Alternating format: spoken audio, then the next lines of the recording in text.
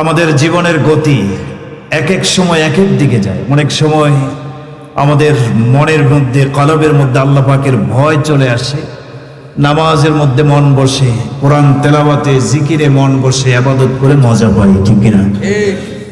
আবার অন্তরের অবস্থা মাঝে মাঝে এমন হয়ে যায়, অন্তর বক্র হয়ে যায়, নাফরমানি করতে মনে চায়, শয়তান ধোঁকা দেয়, আল্লাহর ইবাদতে মজা লাগে না, নাফরমানের মধ্যে মজা পাই, ঠিক কি? শয়তানের পদাঙ্ক অনুসরণ করে আমরা গোমরাহ হয়ে যাওয়ার দ্বার প্রান্তে পৌঁছে যাই।